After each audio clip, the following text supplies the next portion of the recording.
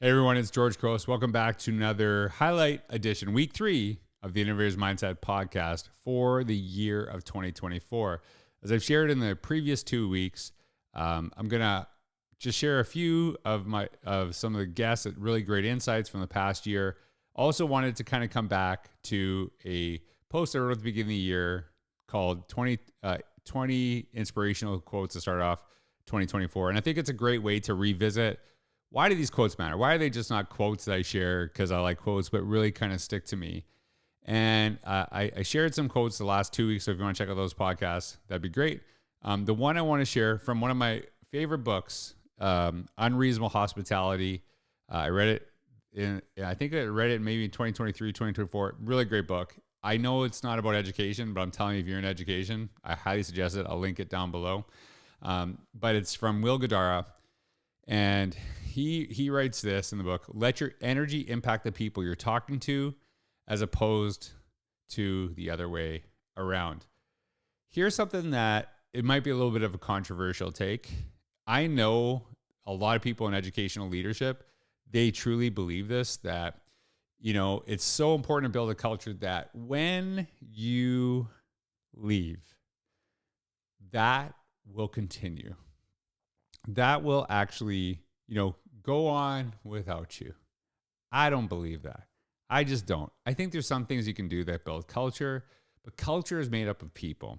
So, for example, let's say you have a great culture, you have a great administrator in your organization, and they leave, and you have a crappy administrator taking their place. The reality of it that they might have a totally different vision, totally different goals. People want to actually appease. I will say this: I don't want to make my boss upset. I'm going to do what my boss says. That's just how I am. So that's part of the reason I don't work for people. I work for myself because I don't want to get in a situation where I have to appease someone that I don't agree with. And so it's just something I think about. But then people sort of change, or they either change their ways or they leave. And this quote, let your energy impact the people you're talking to as opposed to the other way around, I think about it a lot. There's a gentleman years ago I met at a conference. His name was Petey. And I think it was Pete. I think is his name Pete. It might have been Pete. Anyways, he was at this conference. And I'm going to be honest with you, I was exhausted when I went to speak at this conference. I was really, really tired. I had spoke somewhere in the morning. It was a really hot day. I was already tired. So I got there and I'm thinking, I'm the guy who's supposed to get people pumped up. And I got nothing. So I actually was like just waiting around. And one of the worst things for me to do is wait. I need to get going. But there's no one there. I got there a little bit earlier than I needed to be, but people are coming in. So this gentleman who's a teacher there, he actually walks in the room, boom. He is energizing people. He is like getting people around. And I'll tell you, they were kind of quiet until he got there. Totally changed the vibe. He gave me energy, and I'll tell you, I gave one of my best keynotes ever, and I can attribute to that gentleman, to Pete. And he's someone I think about quite a bit. I've never talked to him ever again, but I just saw it that basically one person can change the dynamic of the room. That when you walk in, how do you affect it? How do you bring this? And I hate saying this, it's true with the negatives too. And I'm like, the negative people, they come in and they're like, man, and you just don't want to be in the staff room because that one person's there. So I think, to me, whether you're positive or negative, it is contagious. So what do you want to bring into this year? Because one person can honestly change an organization. One person can change the feel of a room. One person can totally change the classroom. What's that change that you want it to be? And that's why I love this quote. Really highly suggest that book, Unreasonable Hospitality. I hope I shared something good with you, but if not, I promise you on the other side of this intro, some really great guests. Thank you so much for coming back and checking out another episode of the highlights from 2024 from the Innovators Mindset podcast.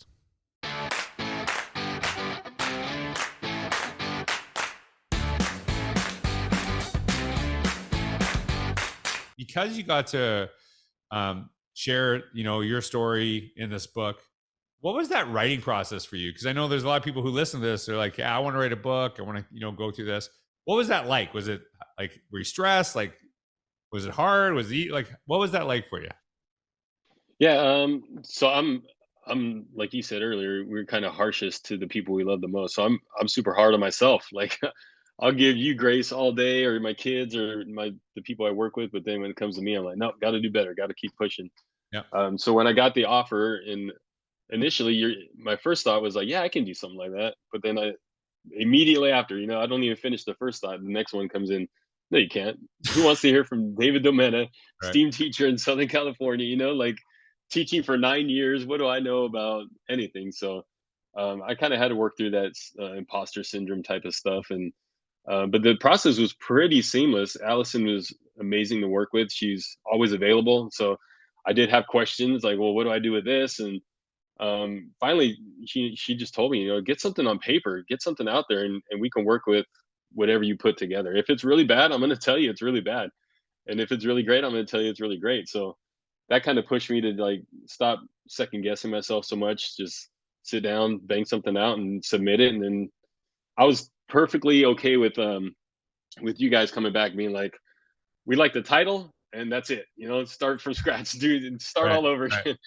Or I was open to the other way too. Maybe they're gonna love it. Who knows? We'll see. Mm. And there's notes. You always got to change some things around. I'm not a professional author by any means, so but everything I got was very constructive, and I was able to build off of that and kind of implement some more like specific stories Allison asked for, or I would kind of trail off on a story or a tangent, and she like, here, let's cut that off and bring it back. And Mm. so it was much more concise than I kind of anticipated. So like I'm co-owner of like not only, obviously Alice and I are like leading on this book, mostly Allison. I want to give her all the credit in the world because kind of came up with the concepts and then her and I fleshed everything out. I'm like, okay, now you have to run with the rest of it too. And she's absolutely amazing and just incredible. But one of the things that we talk about all the time, you want the criticism before the book is released, not after. Right? Yeah, Like I don't want to hear that sucked. If I'm going to hear it sucked, I want to hear it before. And then right. Not so when we it's on have the to shelf fix it. somewhere. Yeah, but when it feels like, I know it sounds weird. It feels like it's written like it's literally written in stone. It might as well, because it's like, it's on a book. That's it. So Yeah, it's out there. I think that mentality is really helpful. And, that openness to that is really, really important. While you're doing superintendent, and it's not like Mhm. you just are bored, like you have so much time on your hands. You're like very, very No. busy person. And I actually, as I'm talking to you about this, one of the things I saw yesterday is like, you're busy, everyone's busy. Yeah. But it's like, if you say you can't exercise because you're busy, put it in your schedule, and it will change you. Like it will change you, like you would, like it's an Yeah. appointment you make with yourself. So Yeah. I want, like, tell me, you take, like, you really focus on your own well-being. And Mhm. I think it actually, a lot of people, I think it's like a selfless act. It might be a selfish act that leads to selflessness, or it could be a selfless act, but I don't think it's a totally selfish. Why has that been No. so important to you to focus on that?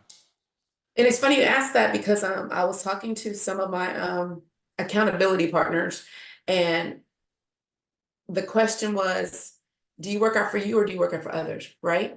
And so I think it's a yes and. Yeah. And so for me, and I'll kind of go backwards throughout my educational career. And if you take the time to look through my Twitter feed, because I've had it forever, you can see how I have evolved. So I was a very full-figured woman, very like the face, fat, everything, right?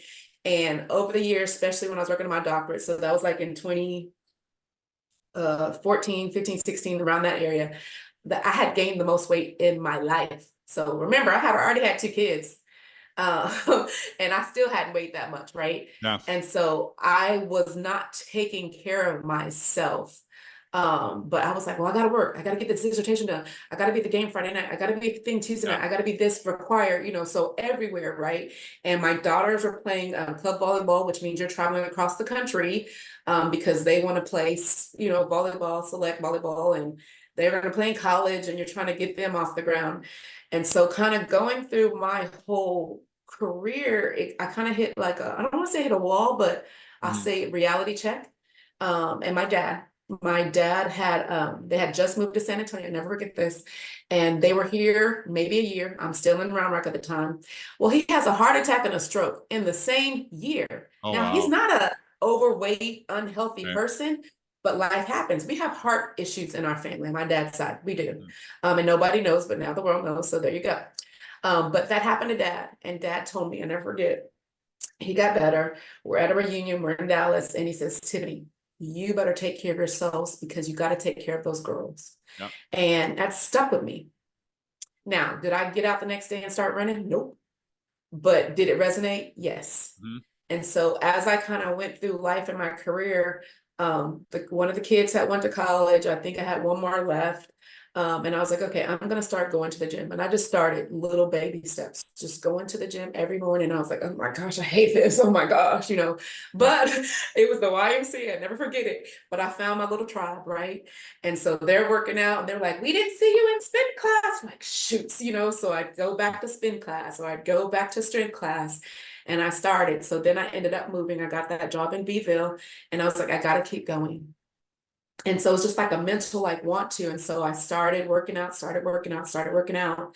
And then I was also not eating well. So I was working out so I could eat whatever I wanted to, right? So not the right thing to do. Eating. Not the right thing to do. Yeah. But then I was like, okay, I got to do something different. And so working out. Then I go and I get this job here in Buna. And I was like, okay, you got to get your life together because this is going to be hard. You know what I mean? You're going to be just going nonstop. So I really came and I even told the board, I was like, I have priorities and these are them. Okay. First is my faith, my family, my health, and my career. And it's in that order. And not to be disrespectful, but that was my priorities. And I shared that with my staff. Every time I went and met with them, I said, these are my priorities. And what that means is if my family calls and says, hey, somebody's sick, died, whatever, I'm out. I got to go check on my family. I'll be back. But my family's first. My faith, and it's my personal faith, whatever you believe, that's fine. But I have my faith and that's my values and that's my cornerstone, right? And then my health. And so I work out every morning. And so I told the board, I told my staff, I told my team, you can call me from 7 a.m. to 7 p.m. That's my window. 7 a.m. to 7 p.m. And so when I get up in the morning, 4:45, 5 o'clock, I'm working out, nobody calls. Now, we had a bus accident that happened one time. It was 6:30. One of my guys said, I know he said not to call, but this is important. I said, this is one of the calls that you do make before 7, And so of course he took care of it. But I had just come to the realization that I got to take care of myself mentally, physically, spiritually, emotionally. And so I work out every morning. I make sure I eat my clean meals. It's a running joke when we order food in the office. They're like, don't worry, we know Spicer wants a salad. Get her salad, Right. And so it's not like I wanted to go this direction, but it just happened. And I know I needed to. And so the weight started coming off. I started feeling more secure and better about myself, more energy. And I also learned that I needed to tell my team, my leaders, my teachers, hey, you need to take care of yourself too. And give that same permission that I gave to myself. When it's 4 o'clock and you've got your stuff done, go home. And so I have some people like, yeah, I went for a walk with my family. I started back running. I started back eating well. I'm not doing the best, but I started back. That's what I want. I'm like, because it's not about me. Yeah, it is about me, but it's not about me because people watch you, whether you know it or not. And there's people that watch me that I really probably don't even know that watch me or follow me, but I have to do this for me, but I'm also doing this for my girls, but I'm also doing this for the people that I serve in my district and for other leaders who follow me that I know who have seen me at my worst or my heaviest, who have seen the journey of where I've come from. And so it's not about me. It's about how can we have that collective because I don't want to die on the job. That's a concern. There have been superintendents in Texas. And you don't want to retire and die 5 years after either, too, because that happens a lot of time. And it happens, right? And so I don't want that to be me. I really want to live a full life, and I want to enjoy it, and I want to be able to. I ran with my cross country kids. Oh my God, never in my life did I think I'd do that, right? Now, was I first? Nope. But did I finish? Absolutely. That's so that's the why. So like when I come out there. I promise you this, but when I come out there, I will work out before I see you. Because if I do not work out before I see you, it's like, that's my coffee. Do you know what I mean? Like don't talk to me till I have my coffee. I'm like, don't talk to me till I've worked out, right? Like it totally changes my vibe. Now, everything you said this, people are watching you. So I'm going to tell you, I was watching you. And I'm going to tell you something too. And it's actually like such an amazing, I don't even know if you know this, Mhm, but it was Saturday. So I was speaking Saturday and Sunday in mhm, Austin.